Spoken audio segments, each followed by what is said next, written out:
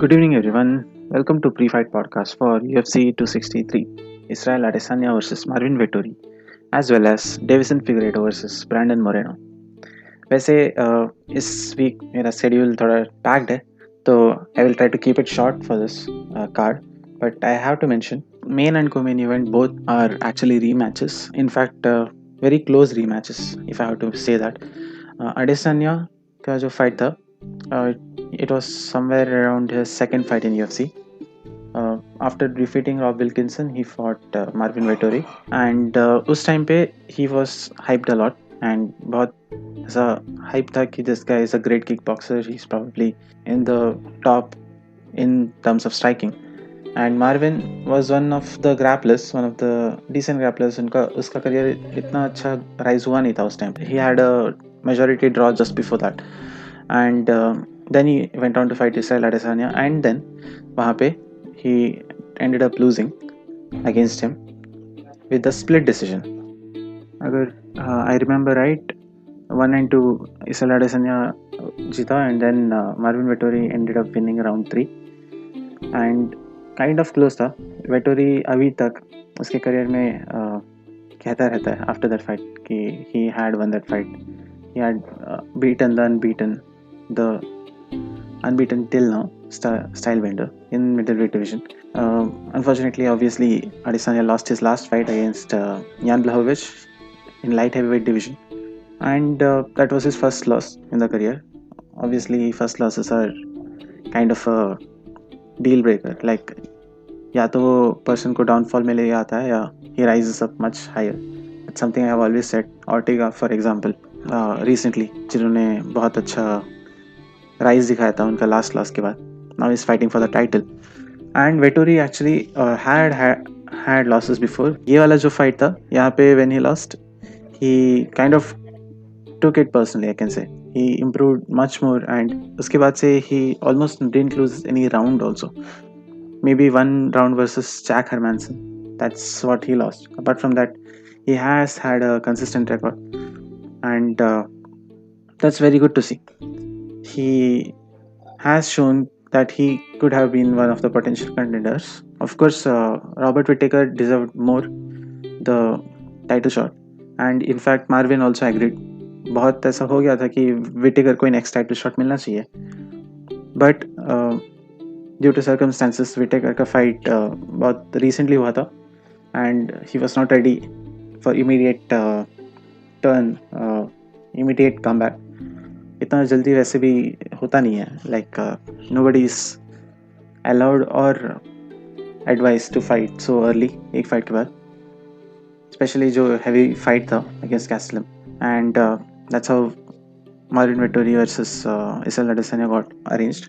First fight से compare करें तो वेटोरी का स्ट्राइकिंग बहुत इंप्रूव हुआ है. We specially saw it against Jack Hermansson, जहाँ पे उन्होंने ग्राउंड में भी डोमिनेट किया, एंड जब स्ट्राइकिंग में गया तो he was able to land very hard shots, and that's what made him one of the top 5 contenders. By beating number 4 ranked at that time Jack Hermansson, he solidified his contention. And last fight में against a very deadly striker in Kevin Holland, he managed to be smart and grapple the whole time and consistently for 5 rounds, which is a very advantageous thing for him. Actually last 2 fights दोनों 5 round की वजह से he has had that experience जो necessary होता है एक fighter को to fight 5 rounds. And अगर मैं ऐसे generally बोलूँ, Adesanya, even though he had a great rise, उसका जो last loss है, somewhere it will be a matter of topic for this fight, because Adesanya never, हमने कभी उसको दिखा नहीं था ऐसे स्ट्रगल करते हुए against any grappler, and Blachowicz was able to win the last 1 or 2 rounds just by grappling, and that became a conversation कि क्या later rounds में Adesanya can be grappled and dominated. Maybe not actually, because 205 is a big gap. 185 से 205 is 20 pounds, roughly 9 kgs, and 9 kgs is a lot. Especially Adesanya ने वो fight के लिए ऐसा bulk up भी नहीं किया था ज़्यादा. He was still in the same weight range, so that all matters. कहीं पे Blachowicz is very heavy, Marvin is not so heavy.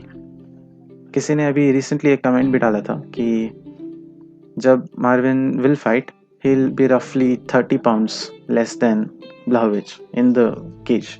So that obviously makes a difference.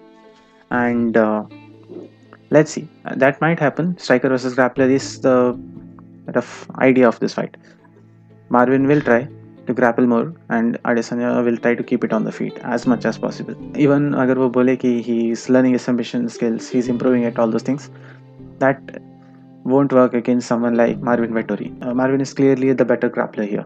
But same way, Marvin का striking कितना भी improve हुआ हो, Adesanya के against that may not work as well अगर वो fight standing में रहे. तो the idea would be कि Marvin ज़्यादा mix up करे, grapple ज़्यादा करे, but बीच में striking भी लाए, just to keep that variation. While Adesanya का main focus होगा कि feet में रहे and damage करे, hurt करे in some way, compromise करे Marvin को and उसका advantage ले. If I have to make an official prediction, obviously I'm a fan of Israel Adesanya का striking and I think he can get it done. Just अगर grapple wise गया, we just don't know Marvin कितना अच्छा है, कितना dominate करेगा. And initially ही पता चल जाएगा actually. First 2 rounds में if Adesanya is able to strike a lot, hurt him, so most probably he will win a comfortable decision or a KO TKO, something like that.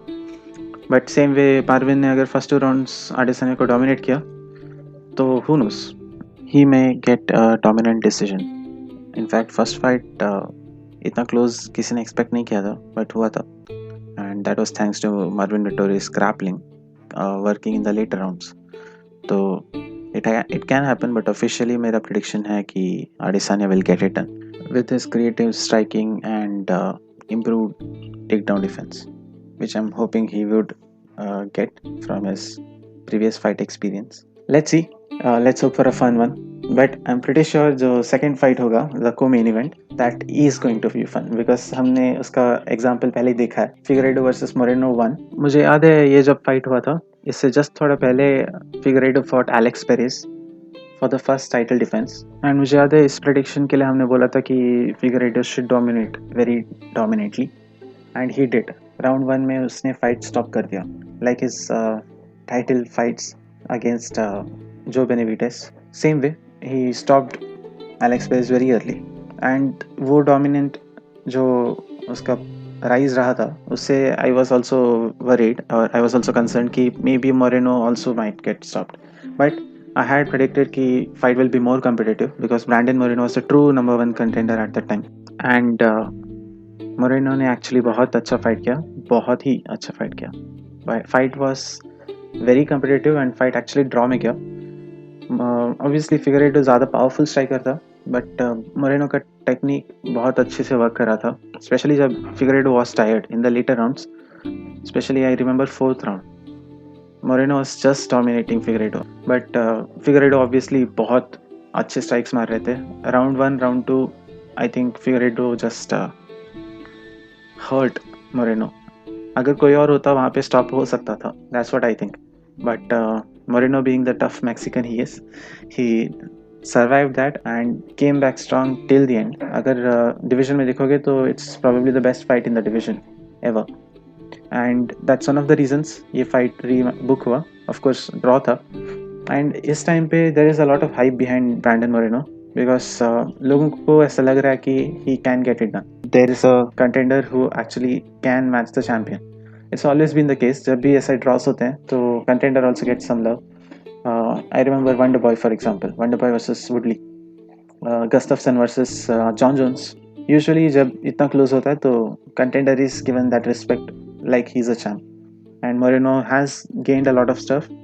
UFC के साथ commentary का भी उसको मौका मिल रहा है. थोड़ी देर पहले Stardom जब हुआ तो वहाँ पे भी हमने देखा कि लोग मोरेनो चिल्ला रहे थे. And props to him, उसने बहुत अच्छा fight किया था.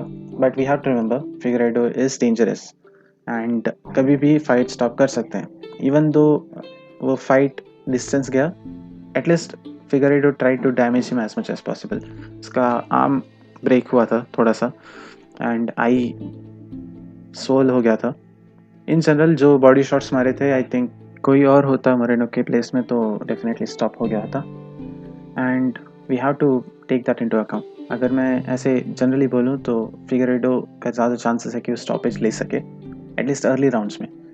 एंड अगर मोरेनो का मैं एक एडवांटेज बोलूँ यहाँ पे, clearly he was able to take down more. उन्होंने फिगरेडो को लाइक 3-4 बार टेक डाउन लिया था, एंड फोर्थ राउंड में तो it was very dominant, like control उन्होंने छोड़ा ही नहीं बहुत टाइम तक। फर्स्ट 2 राउंड्स में जो फिगरेडो का डिफेंस है it was very good for getting up. In fact उनका जो एल्बोज फ्रॉम द ग्राउंड था बहुत ही क्लीन था, पुश करके जो एल्बो स्ट्राइक मारते हैं, it's one of the best मैं कह सकता हूँ। And I think in general मैं जब ऐसे पढ़ रहा हूँ तो जो देख रहा हूँ उससे समझ रहा हूँ कि Figueiredo is planning to land more body shots. उन्होंने वो स्पिनिंग बैक किक जो बहुत अच्छे से लैंड किया था, स्पेसिफिकली ट्रेन कर रहे थे during the countdown. And I think उनका जो स्ट्राइकिंग है इन जनरल बहुत अच्छा है, बहुत डेंजरस है। So that's something Moreno will have to look for. Moreno का अगर मैं जनरली चांसेस बोलूँ तो like he saying he will try to be more aggressive, जो मैं खुद कंफ्यूज हूँ कि कैसे वर्कआउट करेगा, बिकॉज एक साइड में obviously Figueiredo was more offensive, which made the fight even more to his side. But other side, because Moreno was so defensive, he was able to avoid a lot of great strikes. And आगे जाके later rounds में वो cardio and जो भी है उससे he was able to dominate the other 2 rounds. तो it's like this, अगर मोरेनो आउट टफ कर सकता है फिर से, उतना डैमेज ले सकता है या उससे ज़्यादा, then maybe Figueiredo might get stopped because of the coming aggression. But अगर ऐसा गलती से एक स्ट्राइक लग गया जो उसको नॉकआउट कर दे, then that's very much possible, very realistic scenario होगा वो। तो एटलीस्ट एक चीज़ बोल सकते हैं कि फैंस के लिए ये फन होगा, बहुत एक्साइटिंग होगा, बिकॉज लास्ट टाइम अगर इतना अच्छा था एंड इस टाइम वो और एग्रेसिव होने वाले, तो we can expect for a really amazing fight. Let's hope for it. I think ये फाइट ऑफ द नाइट हो सकता है, and make sure to watch this one at least, because बाकी कोई फाइट्स इतना इंटरेस्टिंग हो या ना हो, ये तो पक्का होगा। इसके अलावा we also have another really amazing fight which I have to mention, Nate Diaz versus Leon Edwards. Nate Diaz obviously बहुत पॉपुलर है, partly because of defeating Conor McGregor at his peak just after Jose Aldo का जो fight हुआ था, when Conor was trying to become a double champ initially, but फिर Nate stopped him and since then he's a star, almost everyone knows him. In fact ये card के लिए hype भी increase हो गया because of Nate Diaz, and last we saw Nate Diaz was for Jorge Masvidal fight UFC 244 में, जो था November 2nd 2019, 2 years, maybe 1.5 year plus. And believe it or not, Leon Edwards का considering like last fight no contest था जो recently हुआ, अगर उसको हटा दिया जाए तो उसका previous fight was even before Nate Diaz का fight against Masvidal. That was July 2019, 1 month almost before that. तो Leon Edwards not exactly because of his conditions, मतलब उसने ऐसा नहीं सोचा था कि वो फाइट नहीं करेगा, अनलाइक डियाज जो he doesn't need to fight. Leon का जस्ट सर्कमस्टेंसेस बहुत ख़राब था। वुडली का फाइट शेड्यूल हुआ था एंड देन इमीडिएटली लाइक उससे पहले के कार्ड तक UFC was running everything fine, but then ये वाला कार्ड कैंसिल हो गया। Leon had to stay in England and वो परमिशन नहीं मिला कोविड की वजह से, एंड उसके बाद he was scheduled to fight Khamzat Chimaev, one of the rising stars, and in fact ये 2-3 बार शेड्यूल हुआ था। डेना वॉज वेरी एडमेंट कि ये फाइट होना ही है। एक बार Leon tested positive for Covid and second time Khamzat tested positive for Covid, and फिर भी like fight was cancel third time और समथिंग, एंड अनफॉर्चुनेटली अभी तक वो हुआ नहीं एंड प्रोबेबली शायद होगा भी नहीं। डेना सेड कि he had some plan for compensation, like Leon का जो इतना लॉन्ग ब्रेक हुआ because of his matchup, because of some other conditions, तो he wanted to reward Leon Edwards in some way. Somewhere Colby का भी talks हुआ था, but ultimately Nate Diaz वाला फाइट उसको ऑफर हुआ। मे बी नेट ने भी ऐसे इंसिस्ट किया कि I want to fight someone from the top, maybe for like getting closer to the title or something like that. Who knows? But this fight got scheduled, and now we are here. And I think, अगर if I have to predict it, it is more towards Leon Edwards obviously. Leon का skills बहुत अच्छा है, उसका streak बहुत अच्छा है। कमारू उस्मान से हारने के बाद से लियोन एडवर्ड्स कभी हारे नहीं है। उन्होंने उनके सारे मैचेस जीते। In fact one of the longest streak था वेल्टरवेट में, until it got broken in his last fight Belal Muhammad के साथ जो हुआ। He is also fighting in this card, but वो नो कॉन्टेस्ट हुआ। He was winning the fight, but eye poke हुआ and Bilal was not able to see. He was very hurt and match got turned to no contest. And that's all fine. But अगर skill wise भी बोले तो Leon Edwards is very highly skilled. उसका striking बहुत अच्छा है, उसका grappling बहुत अच्छा है। उसने गनर नेल्सन के साथ ग्रैपल करके स्प्लिट डिसीजन जीता था। One of the great grapplers in the division. Donald Cerrone को हराया है उसने, विसेंटे लुके को हराया है, one of the great contenders in the division. उसने RDA, Cerrone, like I said, इन सबको हराया है। रिकॉर्ड वाइज अगर देखें तो RDA was his last win, and ऐसा कोई नेम स्टैंड आउट नहीं होता इसके अलावा डिवीजन में जो बहुत एविडेंट हो कि बहुत अच्छा फाइट है। Obviously Vicente लुके can be one, लेकिन टॉप नेम नहीं है। लाइक बर्न्स हैज वुडली का फाइट, कमिंगटन हैज वुडली का fight, also other fighters RDA. या in general Edwards needs a one good win, I can say. One good contender, one good win is what he's missing. And Edwards, अगर मैं ये बोलूँ कि ये fight में it's just the best case scenario, उसको एक बहुत अच्छा फाइट मिलेगा एंड उसके नाम में, रेज्यूमे में नेट डियाज का फाइट हो जाएगा। He'll get a lot of money also obviously. And meanwhile अगर वो जीते तो आगे जाके टाइटल फाइट के लिए भी वो अच्छा पोजीशन में रह सकते हैं। एंड या अगर नेट डियाज का चांसेस वाइज मैं बोलूँ तो स्किल वाइज आई थिंक नहीं हरा सकते हो एडवर्ड्स को। हु नोस, लेटर राउंड में एडवर्ड्स थक जाए, बट अभी तक तो ऐसा हुआ नहीं है एज सच। क्या पता ऐसा कुछ हो कि एडवर्ड्स थक जाए and Diaz takes over. I am not sure, I don't think that will happen, but it's always fun to see how MMA turns out, because कुछ भी हो सकता है, कोई भी जीत सकता है किसी दिन भी, and we may see some chaos for sure. इसके अलावा we also have Demian Maia versus Bilal Muhammad. Bilal Muhammad is a great fighter, and मैं in general अगर मैं prediction दूँ तो grappling में Demian Maia may out grapple Bilal Muhammad, and Bilal can outstrike and get a win, maybe decision. So it's a decent fight, not exactly much prediction wise. Paul Craig versus Jamahal Hill is also a great fight. यहाँ में I think would pick Jamahal Hill to win, because I've seen his fights before. He's really good contender, and I hope he does well. I really would suggest कि आप लोग main card पूरा देखो, because it's really good. It will be like 7:30 AM in India when ये fights हुए, and even in prelims there are great fights. Drew Dober versus Brad Riddell. Drew Dober was the fighter who fought Islam Makhachev last time, and Brad Riddell is one of Izzy's Adesanya's close friends, and he has been on a rise. And we have Eric Anders versus Darren Stewart, Lauren Murphy versus Joan Calderwood, and even Hakeem Dawood versus Mauser Evloev भी बहुत अच्छा fight है। And I think prelims अगर आपको पूरा देखना है तो you can start at 5:30 AM, but probably assuming कि most of you won't watch that, make sure to at least finish all the fights in the main card. And I wish you a great fight weekend this week, and I hope to meet you back next week for Korean Zombie versus Danny Ige.